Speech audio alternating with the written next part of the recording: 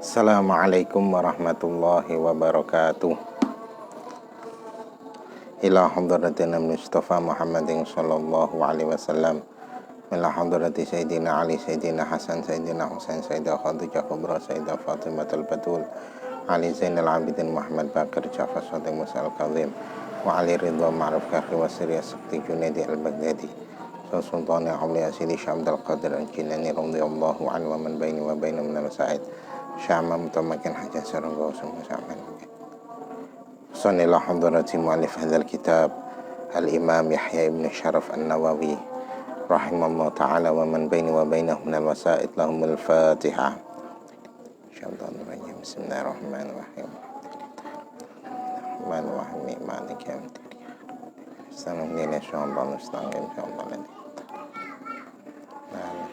Bismillah, alhamdulillah, salatu wassalamu ala rasulillah, wala hawla wala quwata illa billah, amma ba'd. Pertemuan kemarin kita telah membahas level-level mufti. Level pertama seorang mufti yaitu mujtahid mustaqil, atau dikatakan mufti mustaqil. Ini adalah level tertinggi yang hanya diperoleh atau hanya dimiliki oleh a'immatul madzahib al-matbu'ah, yaitu imam-imam madhab yang diikuti seperti Imam Abu Hanifah, Imam Malik, Imam Syafi'i, Imam Ahmad radhiyallahu anhum jami'an. Terus level kedua adalah mufti ghairu mustaqil. Nah, mufti ghairu mustaqil ini ada 4 level lagi. Yang pertama, level pertama ini mutlak ghairu mustaqil, tetapi mujtahid mutlak tetapi ghairu mustaqil. Itu telah kita bahas. Sekarang kita akan membahas mufti ghairu mustaqil yang level kedua, ketiga, dan keempat. Qala rahimahullah ta'ala bisanadi muttasil ilal Imam An-Nawawi rahimahullah ta'ala qala al-halatu thaniyatu ayyakuna mujtahidan muqayyadan fi madhhabi imamihi mustaqillan bi taqriri usulihi bid-dalili ghaira annahu la yatajawazu fi adillatihi usula imamihi wa qawaidihi.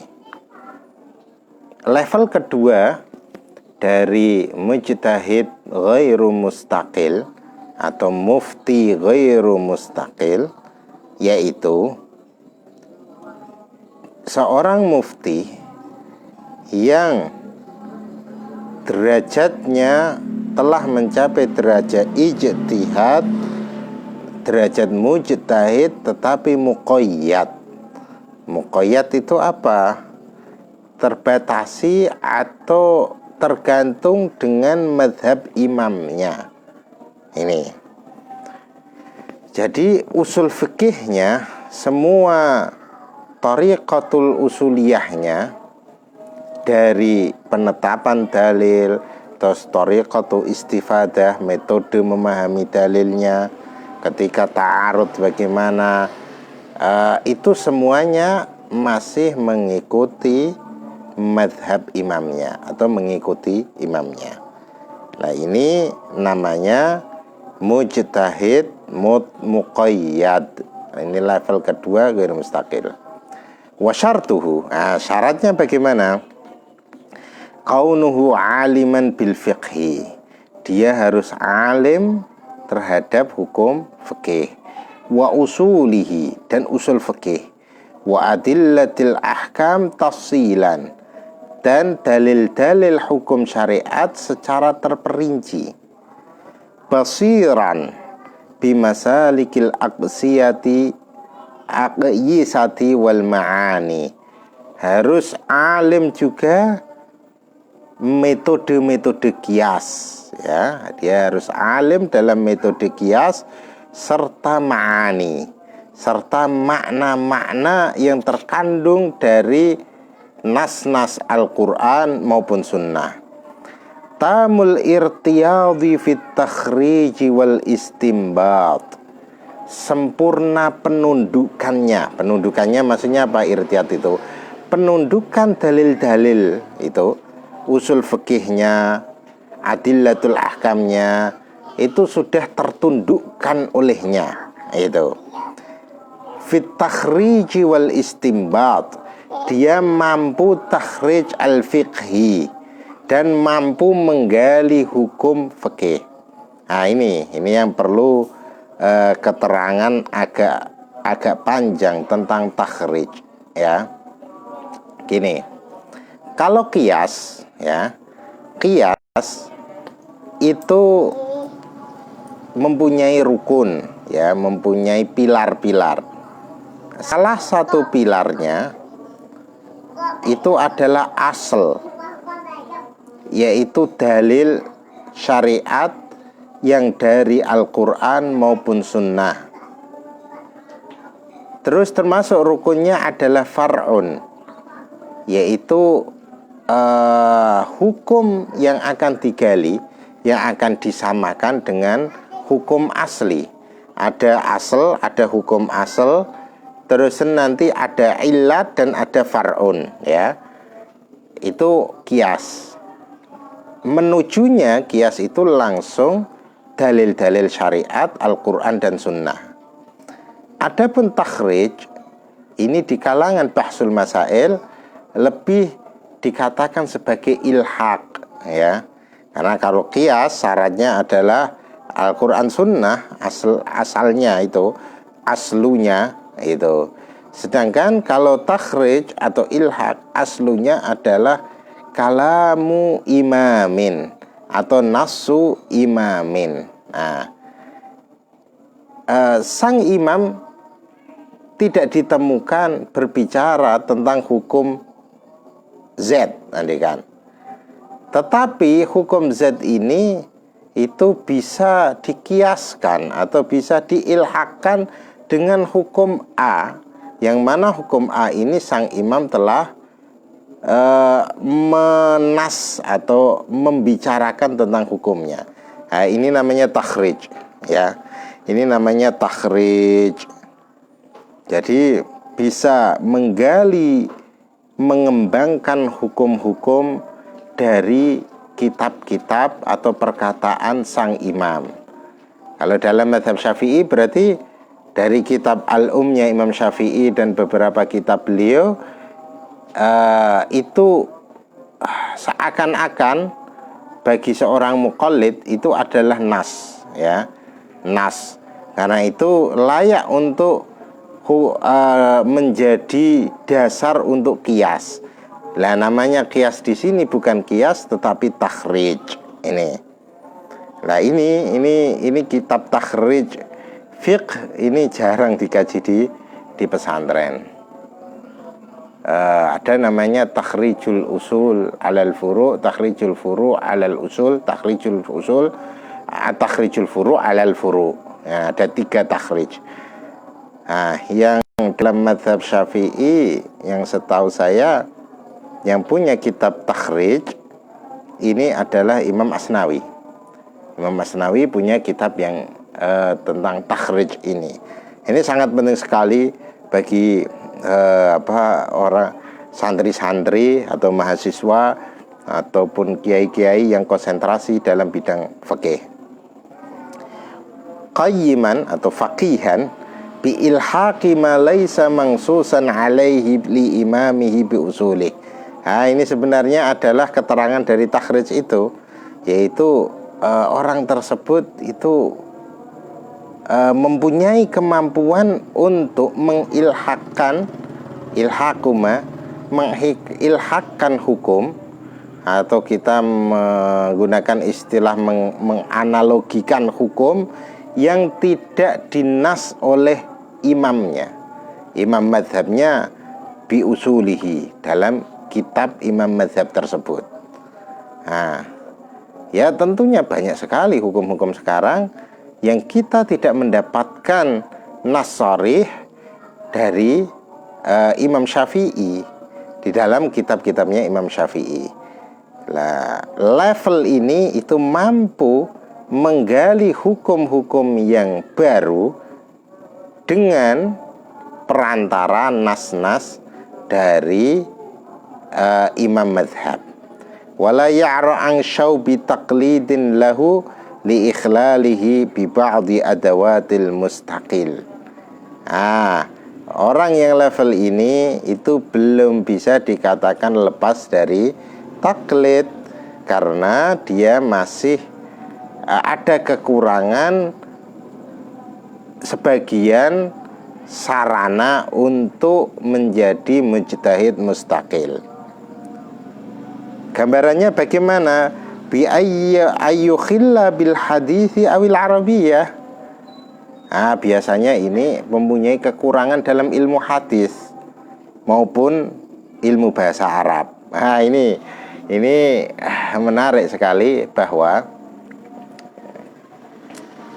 setelah a'immatu madzahibil arba'ah itu, terus pengikut-pengikutnya itu kebanyakan walaupun levelnya mujtahid, itu kebanyakan dalil-dalil hadisnya, dalil-dalil Qur'annya itu tetap mengikuti dengan memahami dalil-dalil yang dipakai oleh imam mazhab tersebut.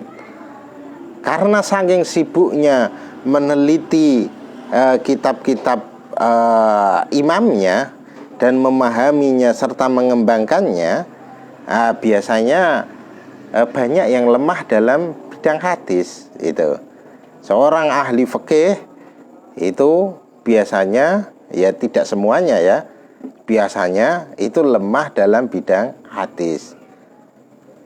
Apakah tercela? Tidak, karena dalam bidang hadis ini beliau taklid pada imamnya, itu pada imamnya. Karena itu dikatakan dalam mazhab Syafi'i, imam-imam besar mazhab Syafi'i itu dikatakan banyak yang lemah dalam bidang hadis. Dalam artian dalam bidang hadis beliau itu tidak sampai level mujtahid.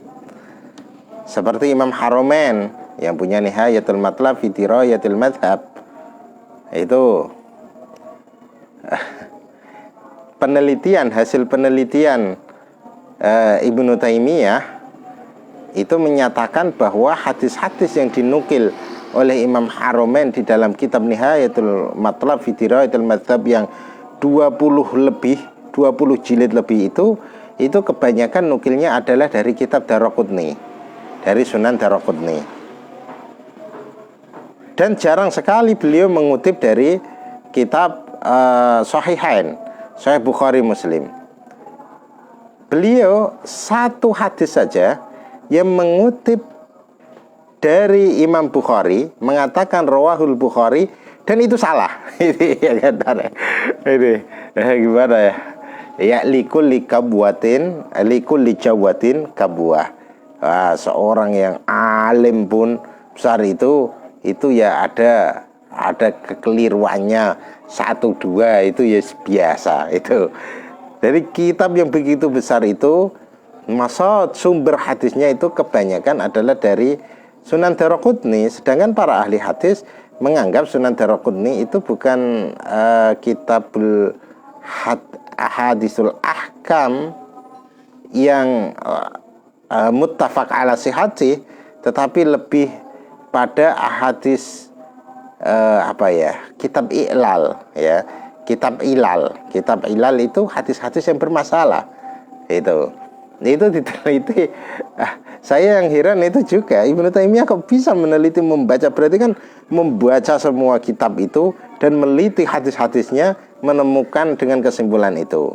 Walaupun apa yang dikatakan Ibnu Taimiyah itu benar, itu diakui oleh muhakkik kitab Nihayatul Matlab fi Dirayatil Madhab, yaitu Syekh Abdul Azim Dib, yang telah mencurahkan semua hidupnya selama 25 tahun untuk mentahqiq kitab tersebut. Walaupun di muqaddimahnya beliau membela Imam Haramain, tetapi cerita itu, komentar Ibnu Taimiyah itu benar adanya.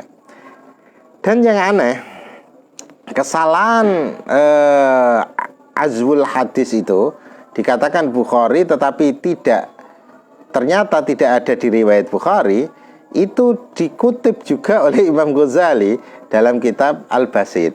Ya, ini jadi kesalahan warisan. Nah, ini hal yang lumrah, karena mengumpulkan ilmu hadis dengan ilmu fikih itu sangat jarang sekali, karena ilmu hadis itu bagikan samudra tanpa tepi. Begitu juga ilmu fikih bagikan samudra tanpa tepi. Biasanya orang yang ahli hadis itu fikihnya kurang, yang ahli fikih hadisnya kurang. Bahkan Imam Ahmad bin Hambal, itu yang terkenal sebagai imam madhab Hanabalah, itu oleh Imam Tobari itu tidak dimasukkan sebagai ahli fikih. Itu tidak dimasukkan oleh sebagai ahli fikih.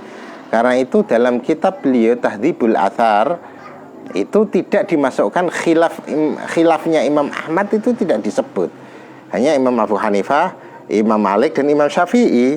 Karena menurut beliau Imam Ahmad itu levelnya bukan mujtahid di dalam fikih. Itu, tapi beliau adalah imam hadis. Itu level Imam Ahmad aja yang ahli hadis itu ada yang menganggap beliau tidak ahli fikih. Itu Imam Tobari. Karena itu Imam Tobari dimusuhi oleh murid-muridnya atau pengikut madhab Hanabalah sampai waktu beliau wafat itu rumahnya dikepung dan jenazah beliau itu waktu mau dimakamkan itu dengan sembunyi-sembunyi. Itu. Nah, tapi terus ke bawah itu imam dalam mazhab Syafi'i, yaitu yang berkenaan tentang dalil dari sisi hadisnya dalam mazhab Syafi'i dilengkapi oleh Imam Baihaqi. Karena itu dikatakan bahwa semua ulama mazhab Syafi'i itu berhutang budi kepada Imam Syafi'i, kecuali Imam Baihaqi. Gitu. Imam Syafi'i berhutang budi dengan Imam Baihaqi, gitu.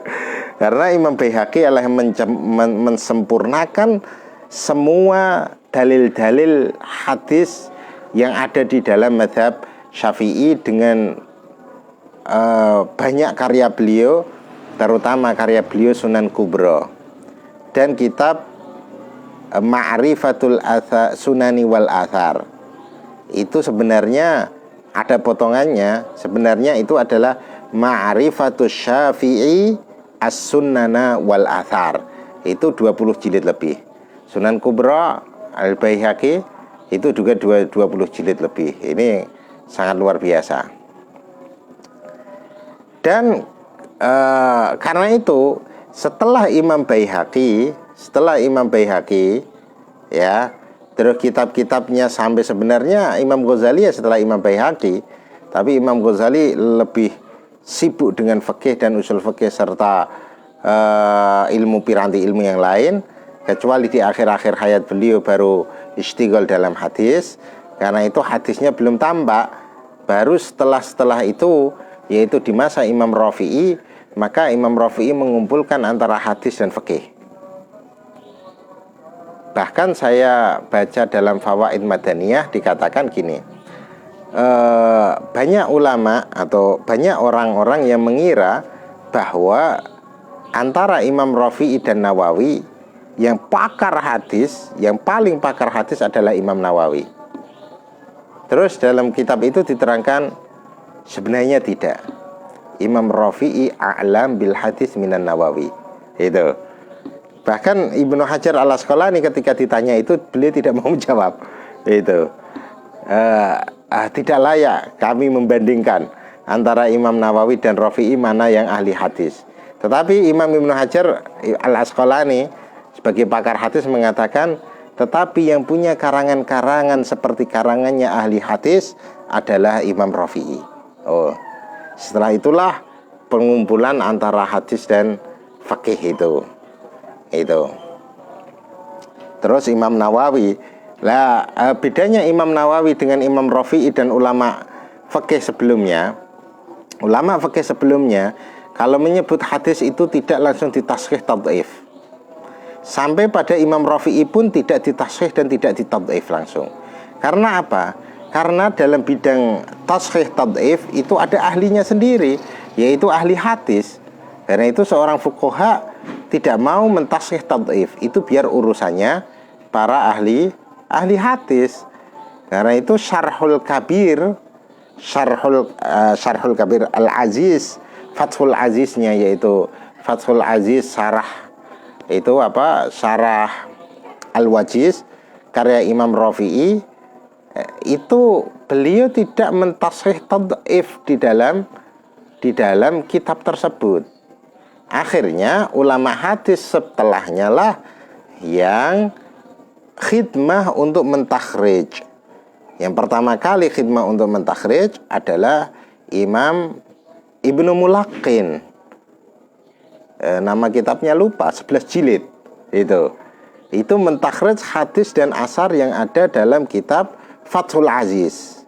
Setelah itu sampailah kepada Ibnu Hajar Al-Asqalani, diringkas menjadi Al-Habir fi Takhriji Syarhil Kabir. Itu diringkas dari Ibnu Mulaqin, diringkas oleh Ibnu Hajar Al-Asqalani, dan tentunya Ibnu Hajar Al-Asqalani punya ijtihad sendiri dalam tashih wa tad'if. Barulah setelah era Imam Nawawi, Imam Nawawi ini mempunyai peran penting ketika berbicara tentang hukum, tentang dalil, tentang hukum fikih beserta dalilnya. Ada fikih terus dalil hadis, itu beliau langsung mentashih atau mentad'if dalam kitab beliau. Cek kitab Majmu' contohnya. Nah, itu era Imam Nawawi. Sebelum era Nawawi tidak ada itu. Itu sangat jarang ditemui di mazhab manapun. Tidak hanya mazhab Syafi'i, tetapi di mazhab manapun. Ini. Nah, itu karena itu dia katakan ini tidak bisa dikatakan sebagai mujtahid mustaqil karena masih ada kekurangan. Lah, kebanyakan kekurangan di situ adalah dalam hadis atau Arabiyah, bahasa Arabnya. Wa katsiran ma akhalla bihimal muqayyad. Dan banyak sekali intinya mujtahid muqayyad ini kenapa tidak sampai naik ke level mustaqil?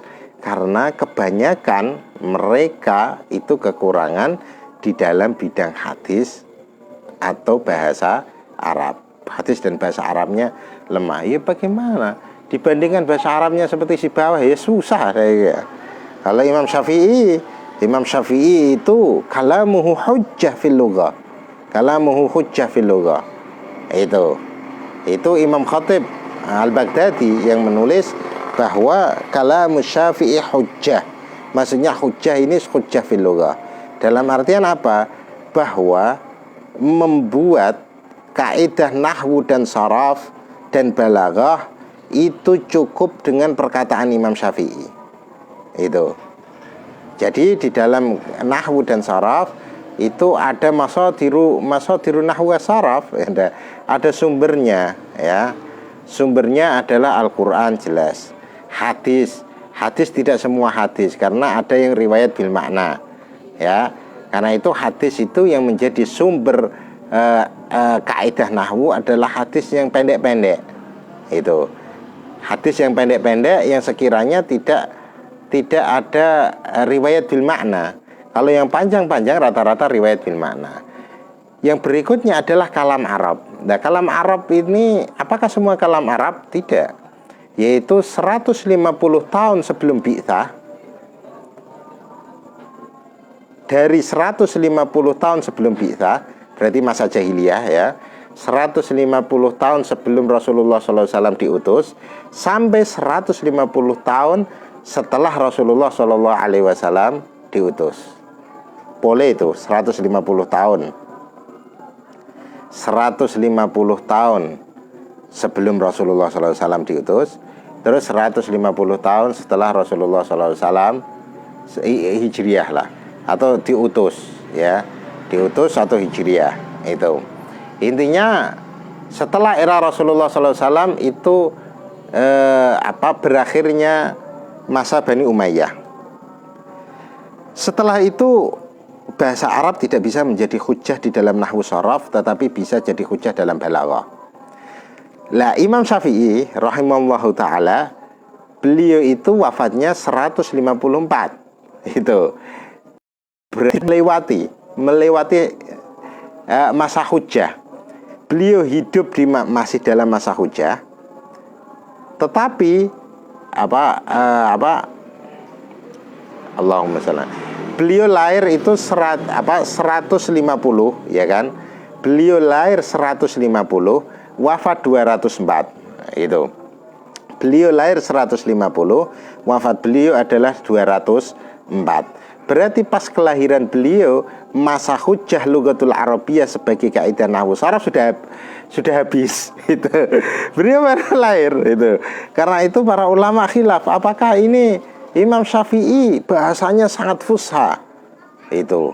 Sangat fusha sekali kalau dibandingkan dengan orang-orang di masa 150 setelah Rasulullah SAW itu, perkataan Imam Syafi'i itu lebih kuat dari segi digunakan sebagai kaidah hujjah, sebagai kaidah nahwu dan sharaf itu. Tetapi masa Imam Syafi'i lahir pas tahun 150, masanya habis sudah. Ini bagaimana? Itu kan.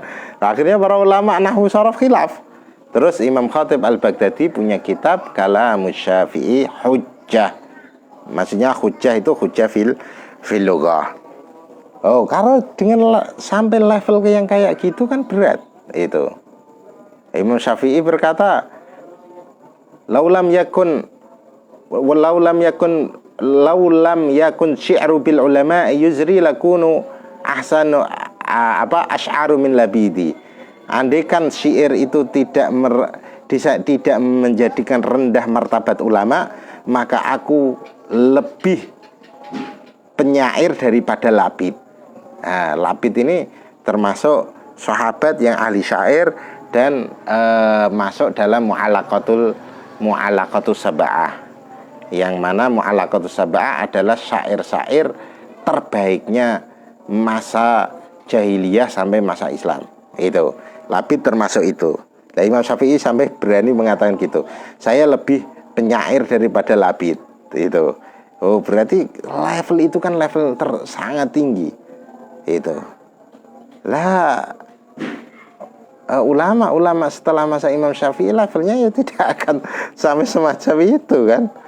Itu. Karena itu kekurangan di situ adalah kekurangan dalam bidang hadis misalnya dan bidang Arabiyah. Ini apalagi ulama ini, apalagi yang tidak bodoh sama sekali beraninya berfatwa ya. Itu thumma yattakhidhu nususa imamihi usulan yastanbitu minha. Lah kemudian dia itu mengambil nas-nas dari imamnya. Kalau dalam Imam Syafi'i berarti dari kitab umnya. Nah, itulah yang dijadikan pondasi untuk mengembangkan istimbatnya dari perkataan imamnya, bukan langsung dari Quran dan Sunnah. Kafi'lil mustaqil binususi syar'i, sebagaimana yang dilakukan oleh mujtahid mustaqil yang langsung Quran Sunnah. Tapi kalau ini itu yang jadi masadirnya, sumbernya itu adalah nas-nas dari imamnya. Ya kitab al-um lah kalau dalam madhab Syafi'i atau ar-risalah itu. Wa rubbama iktafa fil hukmi bidalili imamihi wa la yab'athu an mu'aridin ka fi'lil mustaqil fin nusus. Nah, terkadang hanya mencukupkan dengan hukum imamnya, dengan dalil imamnya, tanpa harus mencari apakah ada mu'arid, apakah ada dalil yang menentangnya, tanpa harus mencari itu. Wa hadhihi sifatu ashabina ashabul wujuh. Nah, ini sifat semacam ini, itulah sifatnya atau levelnya ashabul wujuh dalam mazhab Syafi'i. Ashabul wujuh dalam mazhab Syafi'i. Kalau menerangkan ashabul wujuh ya lama lagi, nggak usah diterangkan ini. wa 'alaiha kana a'immatu ashabina aw aktsaruhum wal 'amilu bi fatwa hadza muqallidun li imamihi la lahu. Ini adalah a'immah ashabus Syafi'i, dan kebanyakan a'immah ashabus Syafi'i yang ashabul wujuh itu levelnya adalah level ini. Lah orang mustafti ya yang meminta fatwa dan mengamalkan fatwa itu posisinya adalah taklid pada Imam Syafi'i, bukan taklid pada imam itu kayak Ibnu Suraj dan lain-lain. Bukan taklid pada Ibnu Suraj, tetapi taklidnya pada Imam Syafi'i. Dikatakan taklidnya tetap pada Imam Syafi'i. Summa dhahiru kalami ashab anna man hadha haluhu la yata'adda bihi fardul kifayah. Katakan gini, secara zahir dari perkataan para ashab Syafi'i, bahwa orang yang levelnya ini itu tidak bisa menggugurkan fardu kifayah. Wah ya berat ini. Qala Abu Amrin wa yadharu ta'addil fardu bihi fil fatwa. Tapi Ibnu Shalah mengatakan bisalah menggugurkan fardu kifayah. Wa illam yata'adda fi ihya'il ulum alladhi minha istimdadul fatwa li'annahu qama maqama imamihil mustaqil tafri'an ala sahih wa huwa jawazu taqlidil mayyit. Intinya Imam Haramain lebih mendukung bahwa ini sudah menggugurkan fardu kifayah.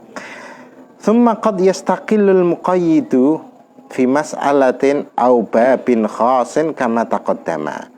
Muqayyad ya, muqayyadu. Thumma qad yastaqillul muqayyad fi mas'alatin aw babin khasin kama taqaddama. Terkadang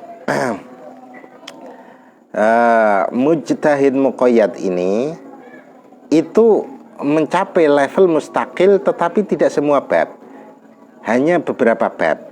Ini hanya beberapa bab itu. Nanti ini ada keterangan enggak? Ini yang saya kira ya, nggak tahu, nanti kita baca.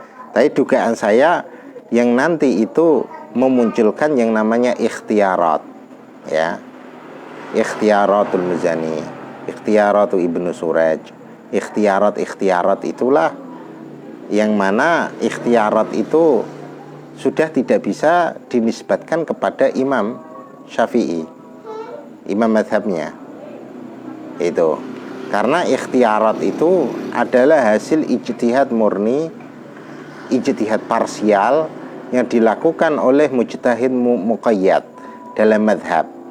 Ini ikhtiarat. Nah ini kita harus hati-hati.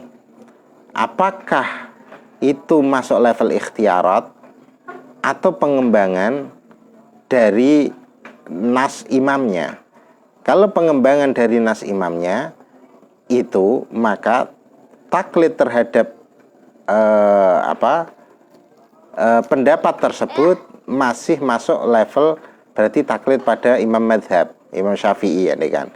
Tetapi ketika seorang mujtahid muqayyad ini menjadi levelnya sudah menjadi mustakil dalam satu permasalahan, maka ini tidak bisa dinisbatkan pada Syafi'i. Ini yang dalam kitab namanya ikhtiarat ya, ikhtiarat. Kalau ingin mengetahui ikhtiarat ini, itu harus baca Tabaqatul Kubra Syafi'iyah Tajuddin As-Subki. Beliau itu menulis biografi imam-imam dalam mazhab Syafi'i. Terus di samping itu menyebutkan bahwa ada ikhtiarat sendiri. Lah ikhtiarat ini karena memang levelnya dalam satu permasalahan itu sudah mustakil, karena itu tidak boleh taklid pada imam mazhabnya. Kan dosa kalau sudah mujtahid mustakil tapi taklid kan tidak boleh. Ya itu. Ini dugaan saya gitu. Tapi nanti coba kita baca apakah ada keterangan itu. Kalau tidak ada keterangan itu ya sesuai dugaan itu. Walahu ayyuftiya fima la nassa fihi li imamihi bima yukharrijuhu ala usulihi.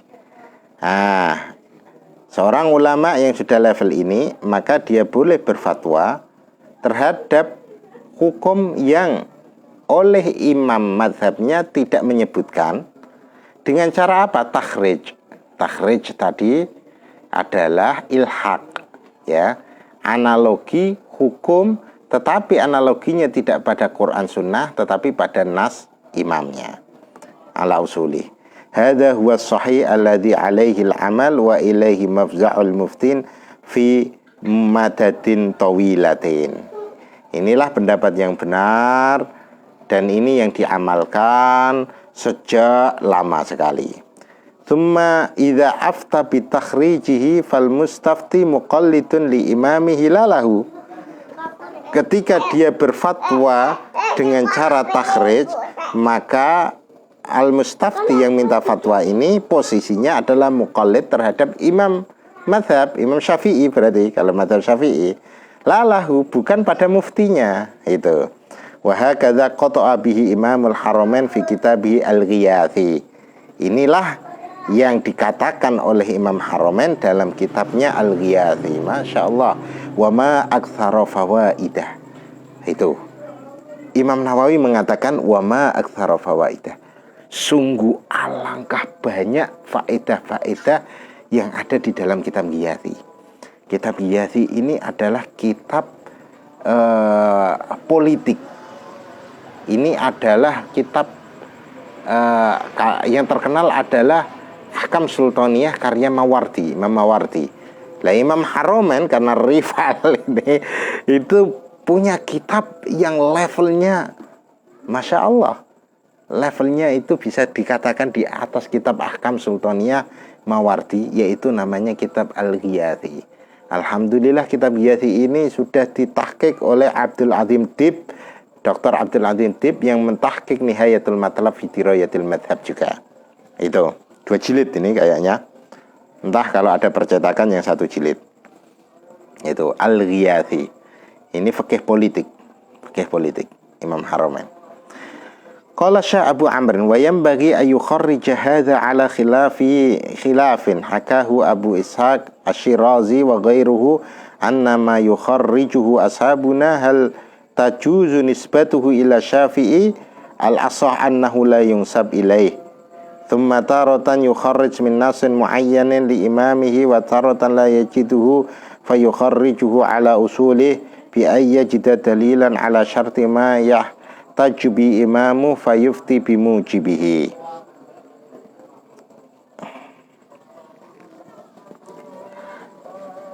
Imam Ibnu Shalah mengatakan wa yanbaghi ay yukharrija hadza ala khilafin. Nah, sebaiknya ini dikatakan ada khilaf sebenarnya dalam permasalahan ini, sebagaimana yang diceritakan oleh Imam Abu Ishaq Asy-Syirazi wa ghairuh.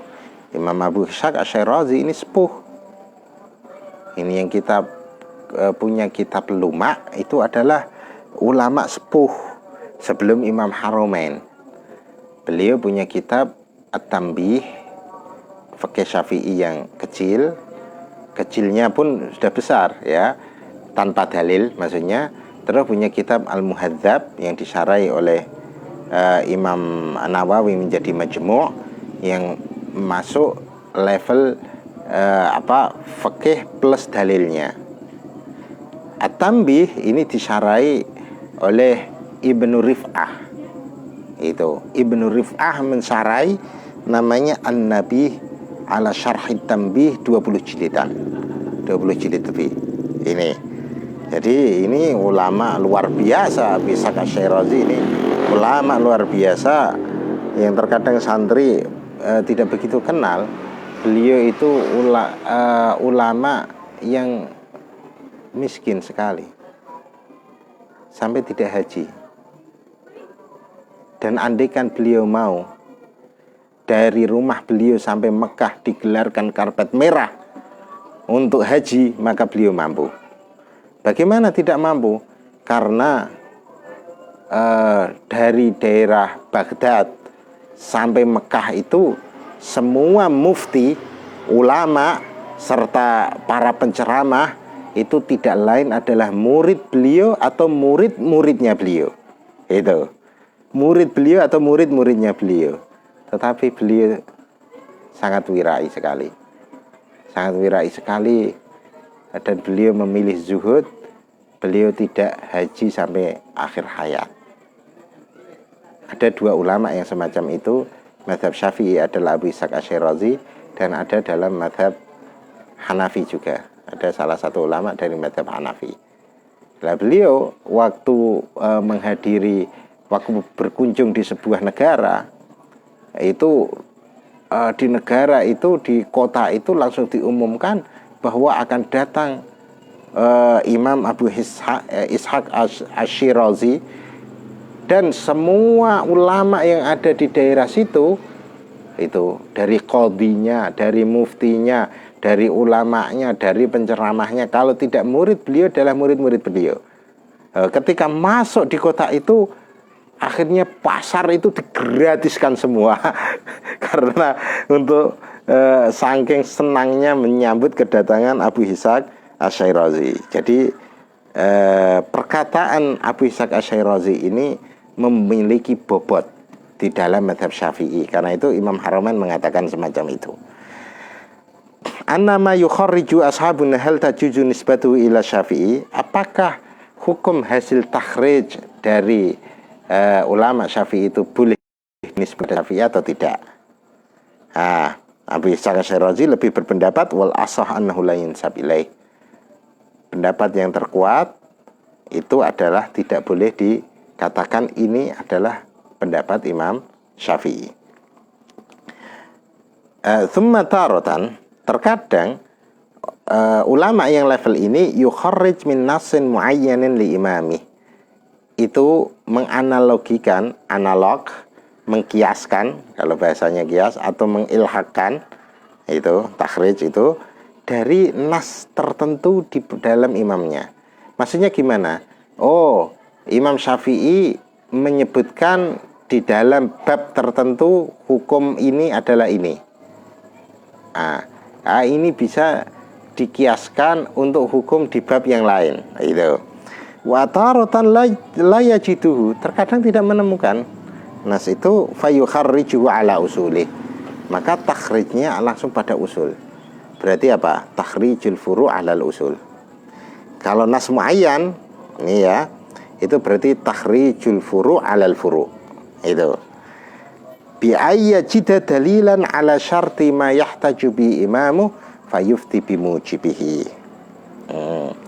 Kemudian menemukan dalil sesuai dengan syarat imamnya yang dianggap sebagai hujjah, fayufti bimujibihi, maka kemudian berfatwa dengan sesuai dengan kesimpulan yang didapatkan hasil ijtihadnya itu. Fa in nassa imamuhu ala syai'in wa nassa fi mas'alatin tushbihuha ala khilafihi fa kharraja fi ahadihima ilal akhar summiya qaulan mukharrajan. Ini istilah-istilah susah ini. Gini.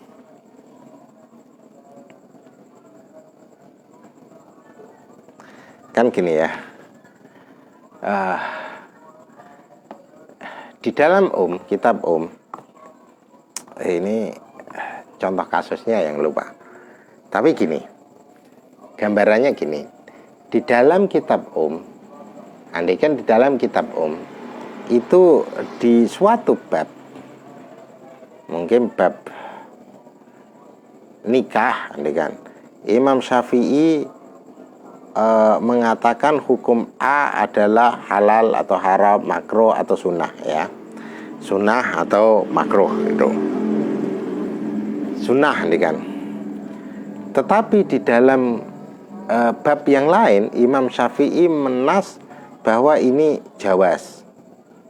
Satu menas dalam satu masalah, ya, satu masalah dalam bab satu beliau mengatakan sunnah, dalam bab yang lain beliau mengatakan jawaz. Seorang mujtahid mutlak ketika mendapatkan hal tersebut dan akhirnya mengkiaskan permasalahan itu pada salah satunya, belum ditarjih berarti ya, salah satunya entah yang sunnah aja, yang sunnah atau yang mubah, maka hukum hasil dari takhrij tersebut dikatakan qaulan mukharrajan, qaulan mukharrajan. Itu. Ini contoh kasusnya banyak. Ini sebetulnya kasusnya banyak. Kalau belajar minhaj ya, contoh kasusnya langsung ini. Minhaj dan syarah-syarahnya ya.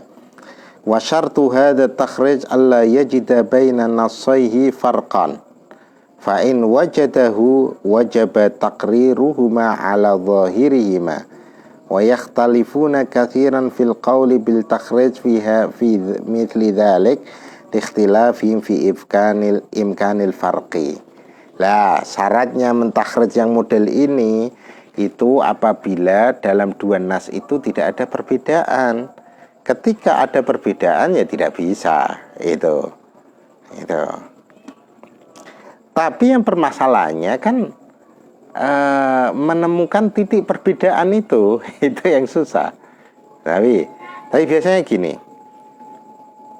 kalau hukum itu terkait dalam hukum bab, ya, contohnya hukum pernikahan, Imam Syafi'i dalam bab nikah kok berbicara bahwa hukum A yang terkait dengan pernikahan itu hukumnya sunnah, andikan. Terus di bab haji, andikan ya, atau di bab apa ya, warisan, atau di bab jinayat atau yang lain, tapi itu berkaitan dengan hukum nikah, kok Imam Syafi'i mengatakan yang lain tidak sunnah tetapi andikan wajib gitu ya. Itu biasanya yang dimenangkan adalah yang sesuai di bab, sesuai dengan babnya. Nah itu untuk menunjukkan ini ada farku atau tidak kira-kira di situ. Qultu. Nah, karena itu Imam Nawawi mengatakan qultu wa aktsaru dzalika yumkinu fil farqu wa qad dzakaruh. Dan kebanyakan kasus semacam itu pasti ada perbedaannya. Nah, perbedaannya bisa dilihat dari segi tersebut, babnya itu. Al-hala ats-tsalitsah. Ini level ketiga ini. Level mufti yang ketiga.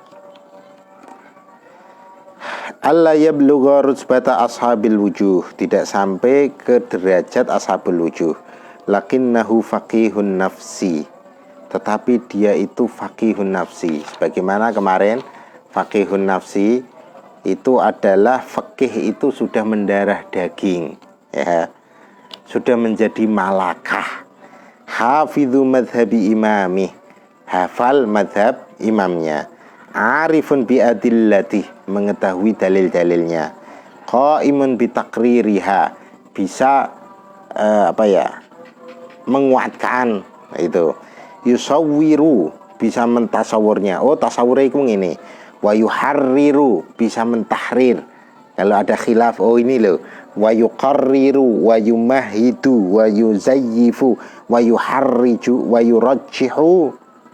Nah, itu ini istilah-istilah, ini istilah susah, ini keterangannya banyak ini gitu ya.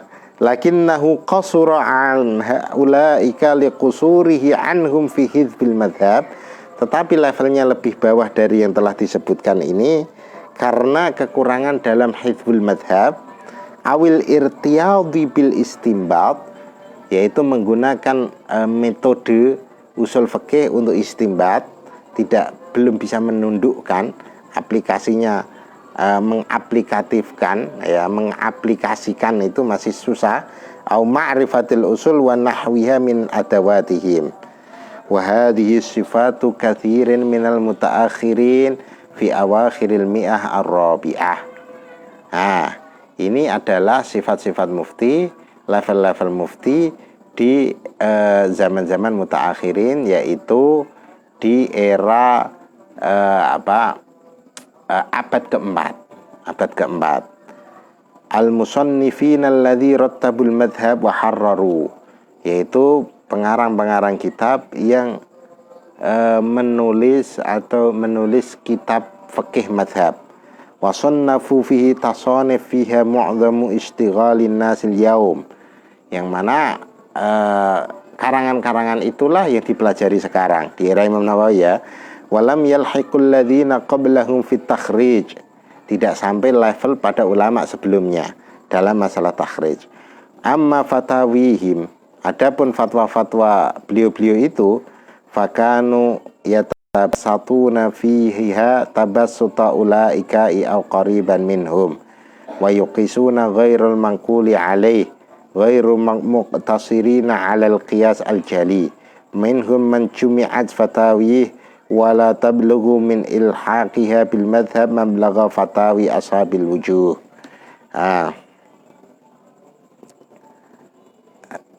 Ini intinya, level ini adalah level yang lebih rendah. Ini adalah levelnya seperti levelnya Imam Ghazali, levelnya Imam Haramain dan Imam Ghazali. Ini level ini.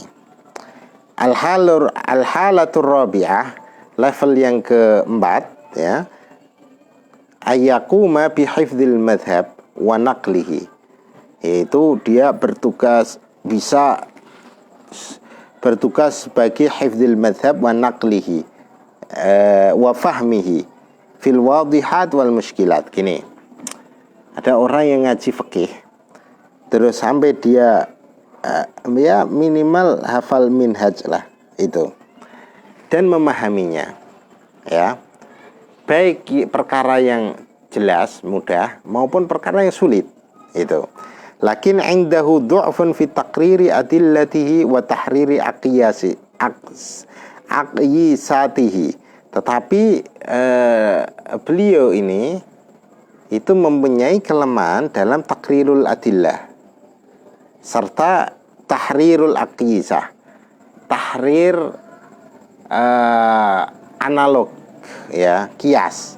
Fahadha yu'tamadu naqluhu wa fatwahu fima yahkihi mimmasturati madhabihi. Maka level yang semacam ini, beliau itu bisa dijadikan pegangan fatwanya itu apa yang beliau tulis di dalam kitab itu, min nususi imamihi wa tafri'il mujtahidina fil madhab, dari nas-nas imam madhab maupun penjabaran dari mujtahid madhab setelahnya. Wa ma la yajiduhu mangqulan, kalau ada hukum yang tidak ditemukan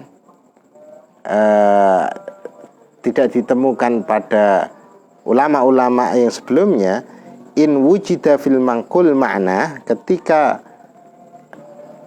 secara zahir tidak temukan tapi secara makna ditemukan, bihaitsu yudraku bi ghairi kabiri fikrin annahu la farqa bainahuma jaza ilhaquhu bihi wal fatwa bihi.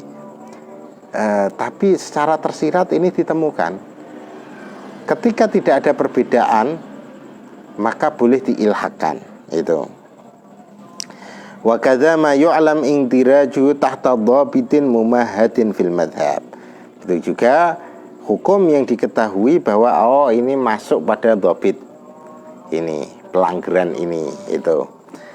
Wa ma laisa kadzalika, itu ya. Ini level yang keempat. Kalau ada orang yang levelnya kurang dari level yang keempat ini, wa ma laisa kadzalika yajibu imsakuhu 'anil fatwa fihi. Ini bentar. Wama, hukum ini masih ya. Wama laisa kadzalik, ketika hukum yang ditemukan tidak semacam sebagaimana yang diterangkan tadi, yajibu imsaku 'anil fatwa fi, maka wajib baginya untuk tidak berfatwa, tidak menjawab pertanyaan. Mamithlu hadza yaqa'u nadiran fi haqqil madhkur. Yang malaisa itu sangat terjadi, sangat jarang terjadi itu. Iya ba'udu kama qala ilm antaqa mas'alatun lam yunassu 'alaiha fil madhab. Karena sebagaimana yang dikatakan Imam Haramain, ini sangat jauh sekali ada sebuah kasus yang tidak ada nas dalam madhab, atau sebaik secara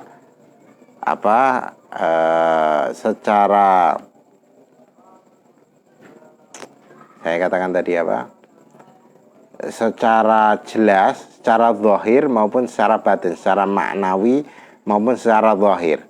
Itu apa? Secara eksplisit atau apa? Itu. Secara tersurat maupun tersirat. Ya.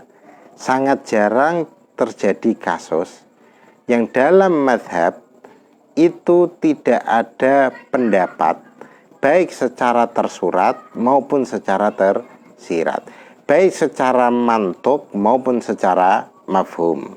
Itu. Dan tidak masuk pada di bawahnya sebuah kaidah umum, kaidah qaidul fiqhiyah. Itu sangat jarang sekali. Ini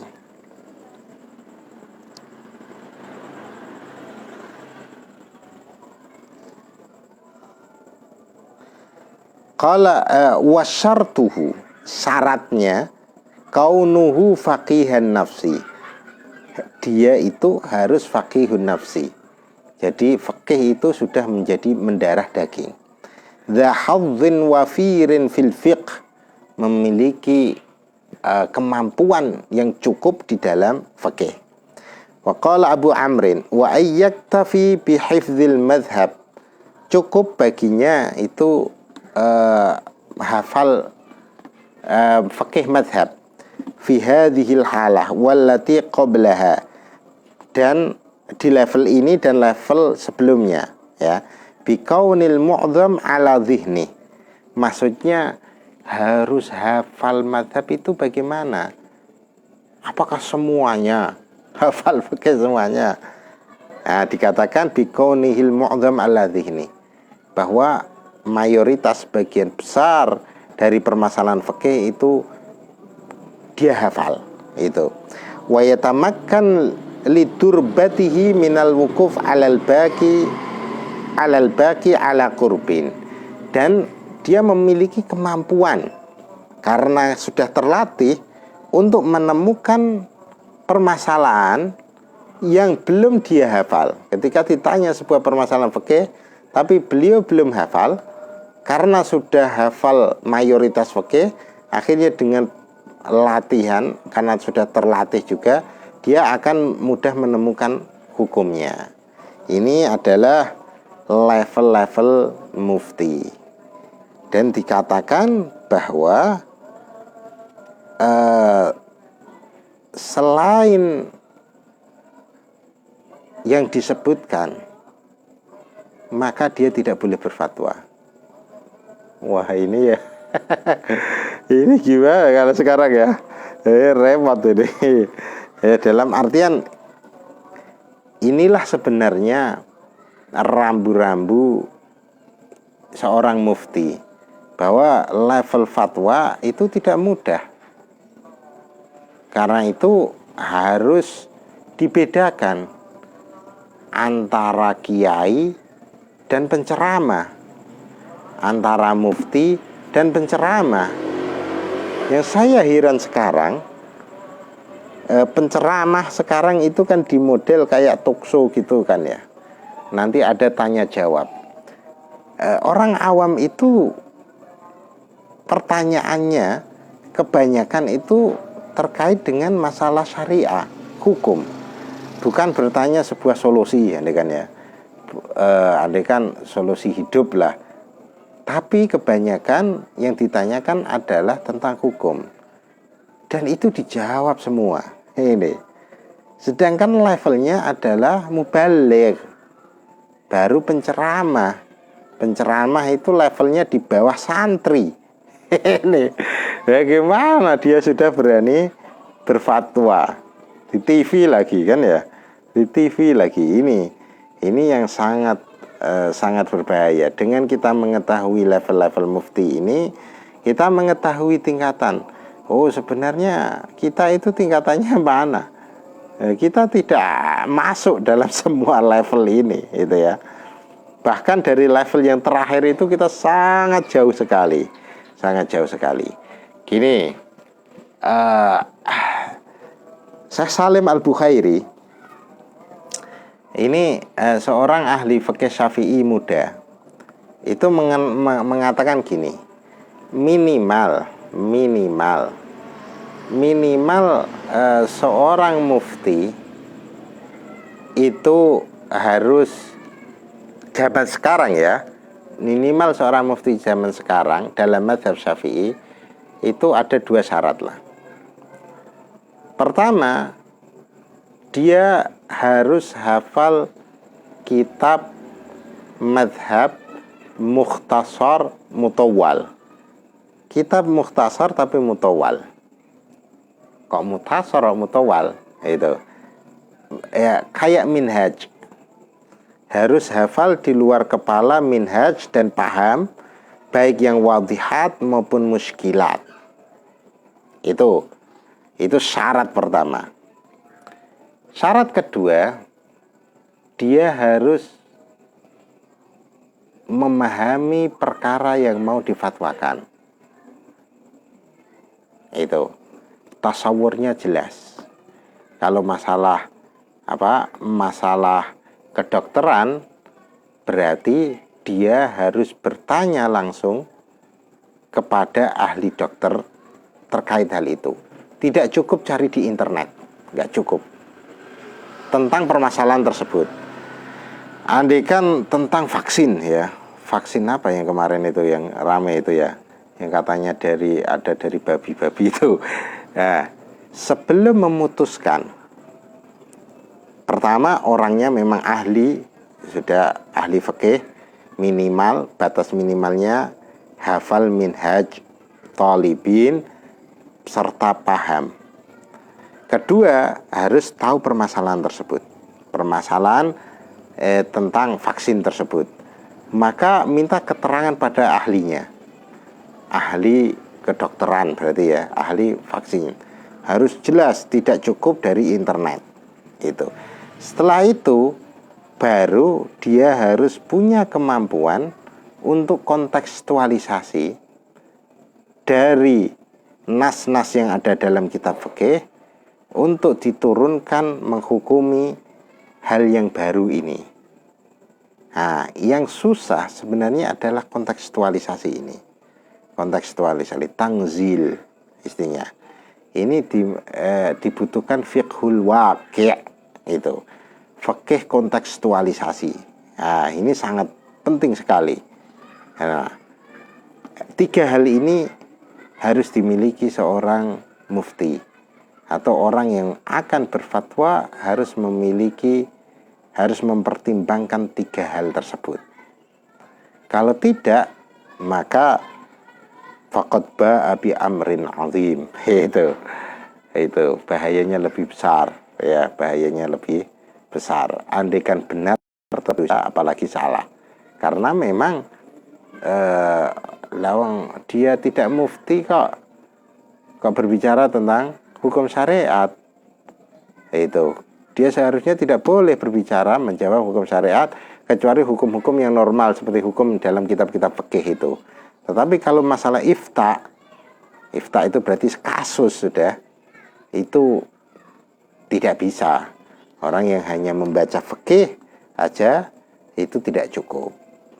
Itu kan yang didengung-dengungkan juga, yang selalu dikampanyekan oleh Hadratus Syekh Kiai Haji Muhammad Ahmad Sahal Mahfud.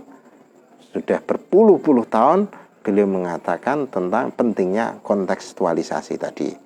Memang kontekstualisasi dalam fikih itu sangat penting, dan beliau juga selalu mensarankan bahasul masail dan permasalahan apa itu mendatangkan ahlinya, ya kan? Beliau ahli fikih, udah hafal mu'dham masailul fikih ada di hati beliau, tapi untuk menghukuminya perlu ahli serta kontekstualisasi. Ini yang sangat jarang dimiliki oleh orang-orang yang mudah berfatwa, terutama di media massa ini. Wallahu a'lam bishawab. Wassalamualaikum warahmatullahi wabarakatuh.